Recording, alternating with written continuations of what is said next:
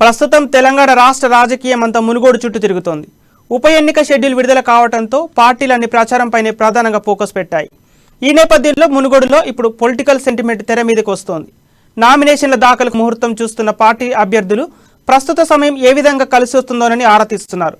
ఇదే సమయంలో బీజేపీ నేతల్లో కొత్త ధీమా కనిపిస్తోంది. మునుగోడు బైపోల్ కోసం బీజేపీ ప్రత్యేకంగా ఒక టీంను ఏర్పాటు చేసుకుంది. ఈ టీంలో మునుగోడులోనే మకం వేసి ఇంటింటి ప్రచారం కొనసాగిస్తుంది. ఈ టీం గత కొన్నాళ్లుగా ఇంటింటి ప్రచారాన్ని సాగిస్తోంది. ఎమ్మెల్యే పదవికి రాజీనామా చేసిన కోమటిరెడ్డి రాజగోపాల్ రెడ్డి కాంగ్రెస్ నుంచి బీజేపీలోకి చేరి ఈ ఎన్నికల్లో కాషాయ పార్టీ అభ్యర్థిగా బరిలో ఉన్నారు. కానీ కోమటిరెడ్డి అంటే కాంగ్రెస్ అనే బలమైన బంధం ఉన్నందున ఇప్పుడు మునుగోడులో బీజేపీకి ఇబ్బందిగా మారుతోంది. కోమటిరెడ్డికి అక్కడ అనుచర గుణం ఎక్కువగా ఉన్నప్పటికీ వారితో కమలానికి ఓట్లు వేయించుకోవడం సవాల్గా మారుతోంది.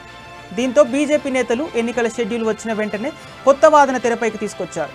తాజాగా ఎన్నికల సంఘం విడుదల చేసిన షెడ్యూల్ ప్రకారం నవంబర్ 3న మునుగోడు ఉప ఎన్నిక జరగనుంది. నవంబర్ తమకు కలిసి వచ్చే మాసమని, అన్ని విజయాలకు ఈ నెలకు లింకు ఉందని చెబుతున్నారు. నవంబర్ నెలలోనే జరిగిన ఏ ఉప ఎన్నికలైనా బీజేపీ దగ్గర విజయమని గంటాపదంగా చెబుతున్నారు. నవంబర్ 3, 2020న దుబ్బాక ఉప ఎన్నికలు జరిగిందని, ఆ ఎన్నికల్లో బీజేపీ విజయం సాధించిన విషయాన్ని గుర్తు చేసుకున్నారు.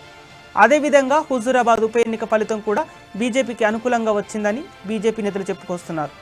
నవంబర్ 2న హుజూరాబాద్ ఎన్నిక ఫలితం వచ్చిందని, ఈటెల రాజేందర్ అనూహ్య విజయం సాధించారంటూ పార్టీ నేతలు విశ్లేషిస్తున్నారు. గ్రేటర్ హైదరాబాద్ ఎన్నికల ప్రక్రియ కూడా నవంబర్ మాసంలోనే ప్రారంభమైందని, అయితే పోలింగ్ మాత్రం డిసెంబర్ 1న జరిగిందని గుర్తు చేస్తున్నారు. గ్రేటర్లో 4 స్థానాల నుంచి 48 స్థానాలకు బీజేపీ ఎగబాకిందన్న విషయాన్ని ప్రస్తావిస్తున్నారు.